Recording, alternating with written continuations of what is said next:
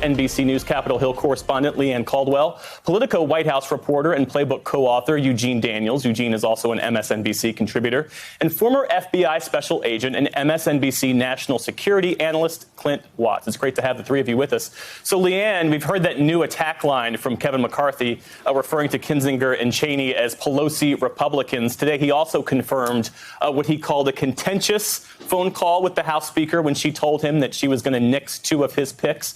So help us understand and unpack the dynamic for us here around this committee as we head into this first hearing tomorrow morning.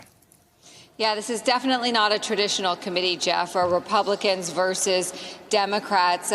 You have two Republicans on this committee, of course, Representative Adam Kinzinger now and Representative Liz Cheney, who are like-minded on this issue of January 6th, on the former president's false claims that he, in fact, won the election or that it was stolen. And so you have this really interesting dynamic that is not commonly seen up here on Capitol Hill. Well, that group of 9 members, they just broke up from a preparation meeting ahead of tomorrow's first committee hearing regarding these Capitol Police officers and the rank and file D.C. Metropolitan Police officers. And our colleague Haley Talbot caught up with Representative Adam Kinzinger, and he also responded to Leader McCarthy's remarks. And he says that Leader McCarthy can say whatever he wants to. And he also said that they were childish, and he said that he's honored to serve on this committee. So this is going to be an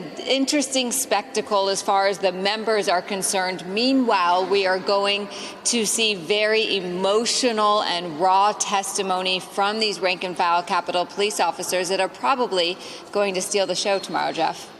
Yeah, and Eugene, as for the politics of all this, you could argue that Liz Cheney, Congresswoman Cheney, has a much higher profile now than she did before. She's essentially the ranking committee member of this select committee. So what does all this mean for her? And what does it mean for Democrats to really benefit from having her, and Kinzinger for that matter, participate in this inquiry?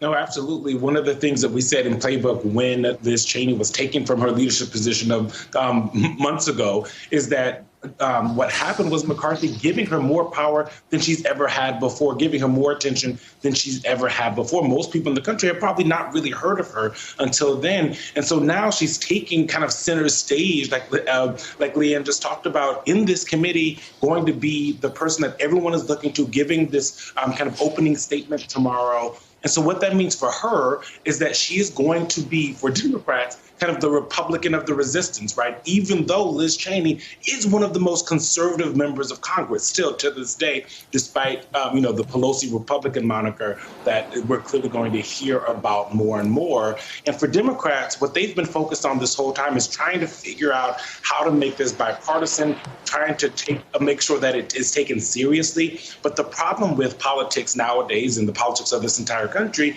is that almost no matter what happens, whoever's in charge, the opposite party is not going to believe what they're finding, what the findings are of this committee. And that's likely what we're going to see. We're going to see for months and months.